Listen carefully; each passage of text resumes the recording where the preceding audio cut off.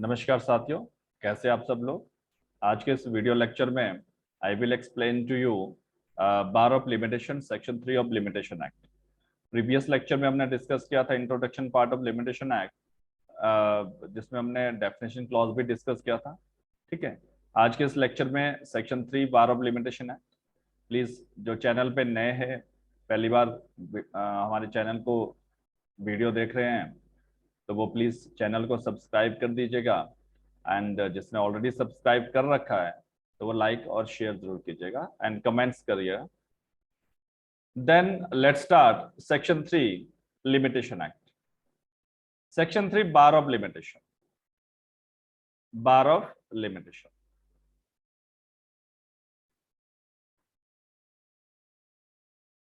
limitation of suit, appeal and application. Section 3 bar of limitation, subject to the provision contained in section 4 to 24. देखिए ये subjective clause है। Subjective clause का मतलब बार of limitation heading तो दे रखा है यहाँ पे, बट इसकी कुछ कंडीशन है। कंडीशन क्या है? Subject to the provision contain in section 4 to 24 inclusive every suit instituted. और ये वेरी इंपॉर्टेंट है, एवरी सूट इंस्टीट्यूटेड। सूट के साथ क्या कौन सा वर्ड यूज किया है? इंस्टीट्यूटेड। अपील प्रेफर्ड, अपील के साथ prefer.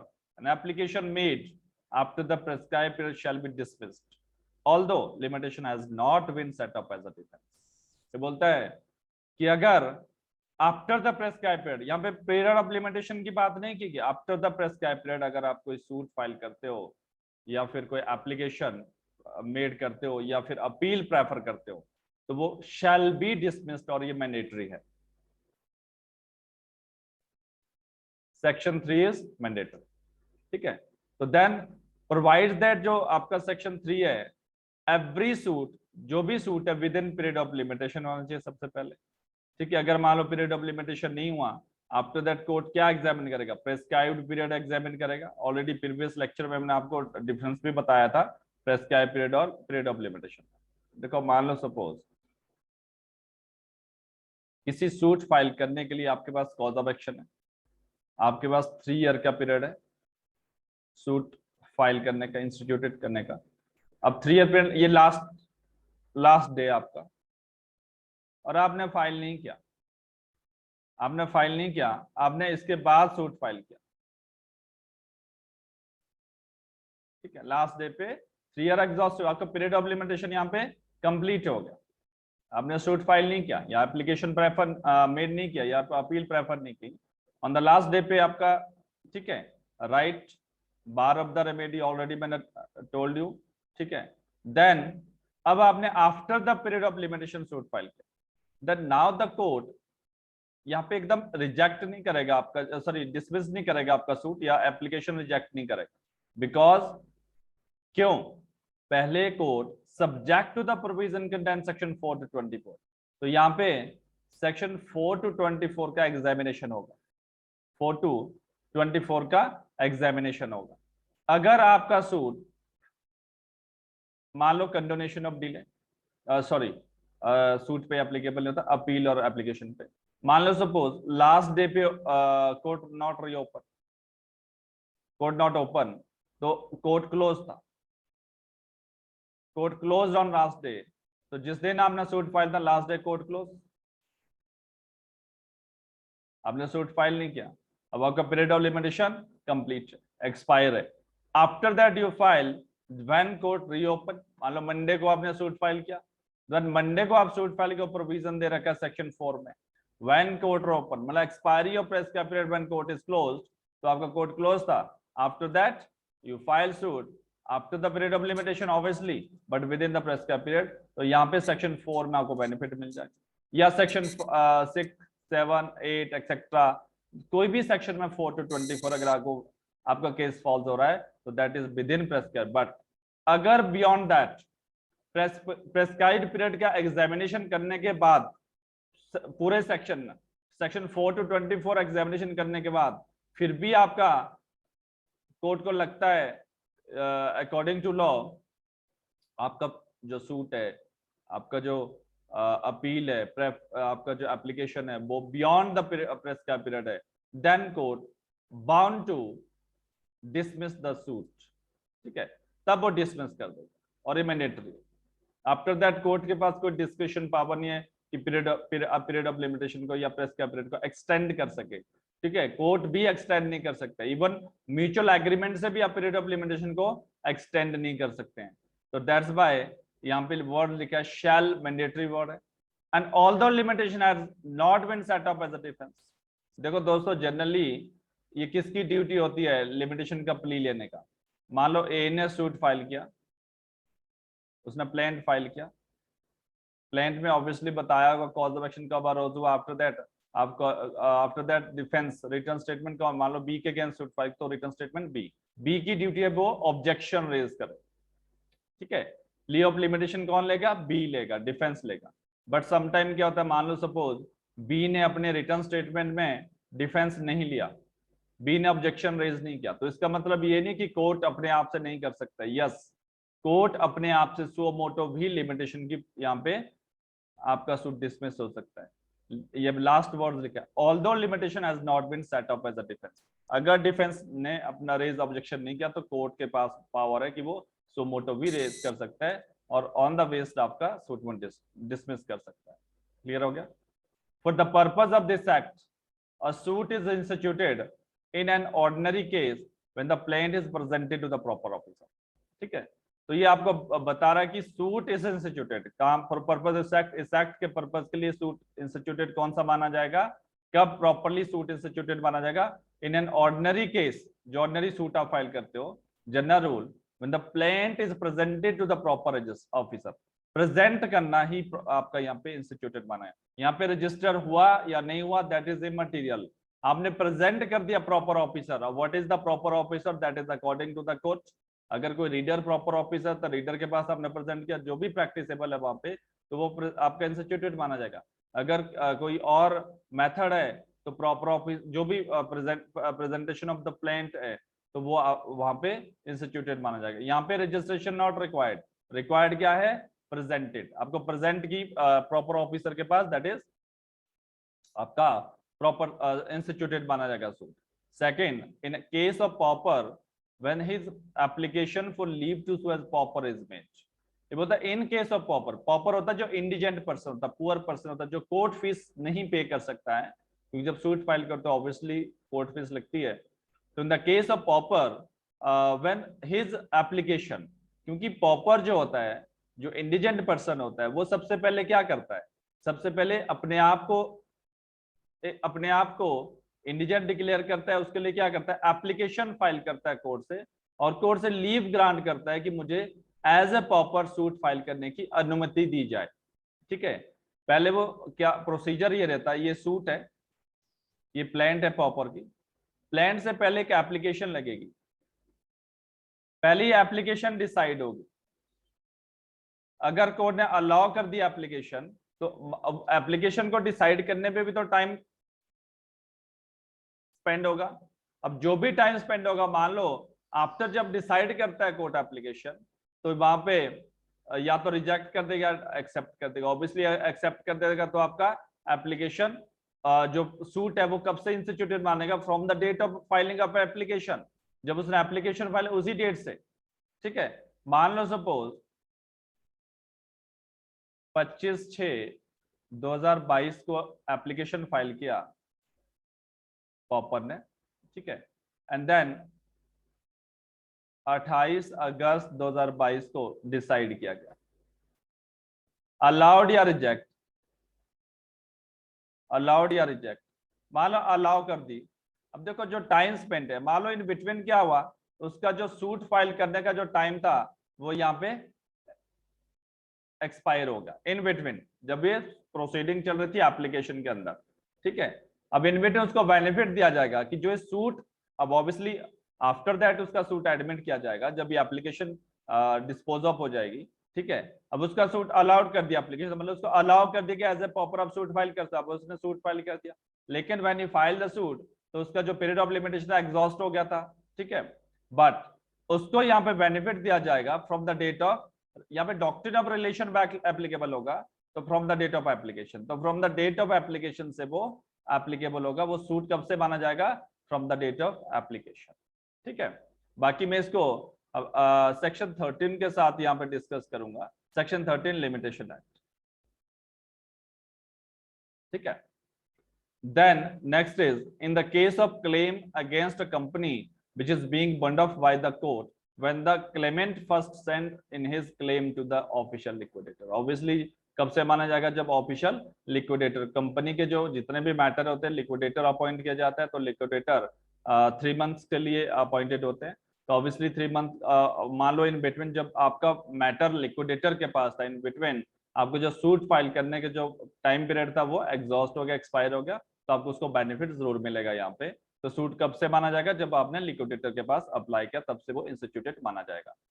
Any claim by way of set off और counter claim shall be treated as a separate suit and shall be deemed to have been instituted. तो यहाँ से MCQs बनता है, suit any claim way of setup, जब आप setup और claim counter claim आप अप्लाई करते हो किसी भी सूट में, तो सेटअप और काउंटर क्लेम, एमसीक्यूज में एंड काउंटर क्लेम आ सकते हैं आपको, तो यहाँ याद रखना छोटे छोटे वर्ड्स है, और counter claim shall be treated, shall be mandatory obviously treated separate suit. तो सेटअप और काउंटर क्लेम को सेटअप सूट माना जाता है। ठीक है, सेटअप और काउंटर क्लेम को सेपरेट सूट माना जाता है।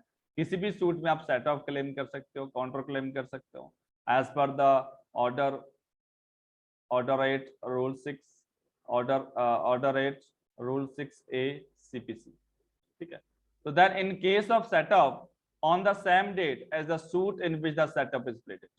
अब ये होता है सेटअप के केस में कब से इंस्टीट्यूटेड माना जाएगा, ऑब्वियसली सेटअप डिफेंस लेगा, दूसरी पार्टी लेगी, तो कब से वो माना जाएगा, जब से ओरिजिनल सूट फाइल किया उसी दिन से वो भी माना जाएगा।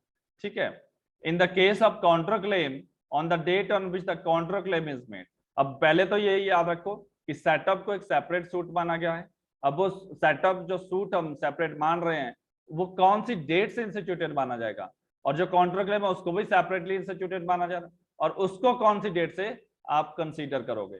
तो हम सेटअप के क्लेम में कंसीडर करोगे जब ओरिजिनल प्लेन फाइल किया गया फ्रॉम द बैक डेट, लेकिन काउंटर क्लेम में हम उसको कंसीडर करोगे from the date when counter claim made, जब काउंटर क्लेम कोर्ट में फाइल किया गया उसी दिन से। Back date relation of back यहाँ पे applicable, not applicable.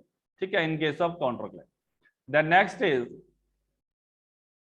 an application by notice of motion in a high court is made when the application is presented to the proper officer of that court। देखो जब भी high court में या supreme court में आप कोई application लगाते हो, sometime high court and supreme court ने कुछ रूल सेट किए होते हैं, कुछ पर्टिकुलर एप्लीकेशन होती है वो हाई कोर्ट डायरेक्टली नहीं आपका हियरिंग करता है। उसके लिए क्या होता है, सबसे पहले एक नोटिस इशू करना होता है कोर्ट के लिए कि such and such type of notice application हम लगाने जा रहे हैं, तो उसके लिए आपको 14 डेज का नोटिस देना होता है। कितने डेज का, 14 डेज का मोशन जिसको हम बोलते हैं। आपको पहले एक तरह से इंटीमेशन करना होता है हाई कोर्ट को कि हम ये एप्लीकेशन फाइल करने जा रहे हैं। जैसे मान लो आपने आज एक आपने नोटिस सेंड किया हाई कोर्ट को कि हमने ये एप्लीकेशन लगानी है इस पर्टिकुलर सब्जेक्ट के रिगार्डिंग। अगर हाई कोर्ट और सुप्रीम कोर्ट के रूल्स में मेंशन है कि सच एंड सच एप्लीकेशन के लिए आपके मोशन इंपॉर्टेंट है, ठीक है, मोशन देना जरूरी है, तब अगर नहीं है तो सभी एप्लीकेशन पे नॉट एप्लीकेबल। तो इन दैट केस आप सेक्शन 14 और सॉरी सेक्शन 3 जो आपका सेक्शन 3 क्लॉज 2 आपका जो सी पार्ट है उसमें दे रखा है आपको 14 डेज का नोटिस है। मान लो आपने आज नोटिस सेंड किया तो 14 डेज तक आप एप्लीकेशन फाइल नहीं करोगे, आफ्टर 14 डेज आप फिर उस एप्लीकेशन को फाइल करोगे बिफोर द हाई कोर्ट और सुप्रीम कोर्ट। दैट्स वाई यहाँ पे आपको क्लॉज सी में दिया। ठीक है, नेक्स्ट हम डिस्कस करेंगे the expiry of prescribe period when court is close. Section 4 expiry of prescribe period when court is close with the prescribe period for any suit appeal और एप्लीकेशन। तो ये याद रखना, कई बार प्रीलिम्स में आपको ये पूछा जाता है कि सूट पे एप्लीकेबल होता है, अपील पे एप्लीकेबल होता है या एप्लीकेशन। तो ये सेक्शन 4 तीनों पे एप्लीकेबल होता है, सूट पे भी, अपील पे भी, एप्लीकेशन भी। Expire on the day when the court is close, मैंने ऑलरेडी एग्जांपल आपको दे रखा है। द सूट अपील और application may be instituted, preferred और made on the day when the court reopen. That is important. तो अगर मान लो सपोज आपका जो पीरियड है वो एक्सपायर हो रहा है, ठीक है, एक्सपायर कब हो रहा है, लास्ट डे ऑफ द जो लास्ट डे आपका क्लोज था, मान लो संडे था, हॉलीडे था, वेकेशन था, तो इसका मतलब ये नहीं कि आपका राइट प्रेजुडाइज हो गया, पे आपका राइट डिफीट नहीं होगा, आपके पास राइट है, you can file suit instituted appeal preferred N application made when court reopen. तो जब कोर्ट रीओपन होगा तो देन रीओपन होगा तो उस दिन आप फाइल कर सकते हैं। द रीओपन का मतलब इफेक्टिव रीओपन होना चाहिए, ठीक है, रीओपन का मतलब इफेक्टिव रीओपन होना चाहिए। Then now the explanation, a court shall be deemed to be closed on the day within the meaning of the section if during any part of normal working hour it remain closed on the day। sometime क्या होता है court में, क्या होता है, मान लो strike हो गया, स्ट्राइक की वजह से कोर्ट 2 घंटे के लिए क्लोज था, कोर्ट वर्किंग जो था प्रॉपरली वर्क नहीं कर रहा, 2 घंटे के लिए क्लोज था। तो अगर 1 आवर के लिए भी कोर्ट क्लोज है किसी डे में, तो फुल डे वो क्लोज माना जाएगा, समझ गए। अगर इस तरह की सिचुएशन होता है पूरे दिन वो क्लोज माना जाएगा उस दिन, और आप नेक्स्ट डे फिर सूट फाइल कर सकते हो एटसेट्रा। तो सेक्शन 4 इज बेस्ड अपॉन आपका 2 मैक्सिम पे, लेक्स नोट डाउन कर लेना, lex non cogit ad इम्पॉसिबलिया।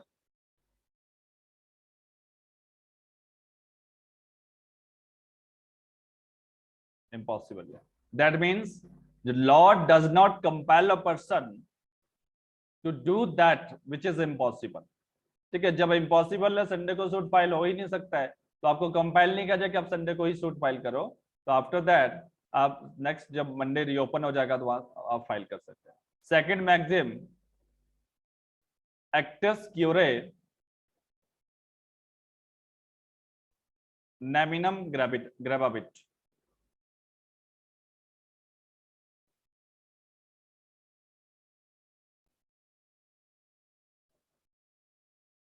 ग्रेविट, act of the court shall prejudice no one, means court के एक्ट की वजह से किसी का राइट डिफीट नहीं होना चाहिए।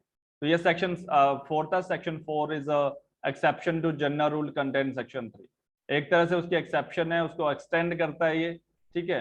Extension of period of limitation, आपको एक बेनिफिट मिल जाता है, अगर कोर्ट क्लोज है तो आप जब रीओपन होगा तो आप सूट फाइल कर सकते हो, एप्लीकेशन भी लगा सकते हो और अपील, तीनों पे एप्लीकेबल होगा। Next is condonation of delay. ये सबने सुना होगा कि कंडोनेशन की एप्लीकेशन कहां लगती है, सेक्शन 5, कंडोनेशन ऑफ डिले। मान लो किसी आपके पास सफिशिएंट रीजन है, आप अपील फाइल नहीं कर पाए विद इन टाइम पीरियड, या एप्लीकेशन फाइल नहीं कर पाए, तो इन दैट केस सेक्शन 5 में आप एप्लीकेशन लगाओगे कंडोनेशन के लिए।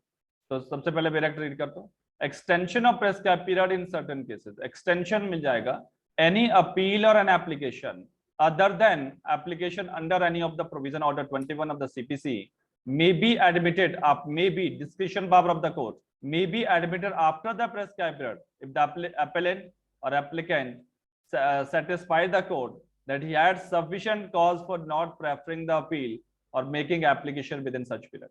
The fact that the appellate or applicant was missed by an order, practice or judgment of the High Court in ascertaining or computing the prescribed period may be sufficient cause within meaning of this section। तो सबसे पहले तो section 5 के regarding 2-3 चीजें आप याद रखो। ये सूट पे एप्लीकेबल नहीं होता, नॉट एप्लीकेबल अपॉन सूट, तो ये सूट पे एप्लीकेबल नहीं होता है, ठीक है। सूट पे क्यों एप्लीकेबल नहीं होता है, सूट में आपका ऑर्डर 7 रूल 6 सीपीसी एप्लीकेबल होता है, तो वहां पे लिमिटेशन आप ले सकते हो, ऐसा नहीं है कि नहीं ले सकते। ऑर्डर 7 रूल 6 सीपीसी ये एप्लीकेबल होता है। सेक्शन 5 ओनली आपका अपील और application, application other than application order 21, order 21 CPC में जो एप्लीकेशन उस पे भी एप्लीकेबल नहीं होता है। तो 2 चीजों पे एप्लीकेबल नहीं होता है, एक सूट पे नॉट एप्लीकेबल सेक्शन 5, वहां पे सेक्शन 5 के लिमिटेशन एक्ट की एप्लीकेशन नहीं लगती है, और दूसरा जो ऑर्डर 21 ऑफ सीपीसी की एप्लीकेशन है, ठीक है, एग्जीक्यूशन एप्लीकेशन जो होती है उस पे भी सेक्शन 5 नॉट एप्लीकेबल। तो किस पे एप्लीकेबल होगा, अदर एप्लीकेशन पे एप्लीकेबल, अदर कोई भी एप्लीकेशन उस पे एप्लीकेबल हो जाएगा।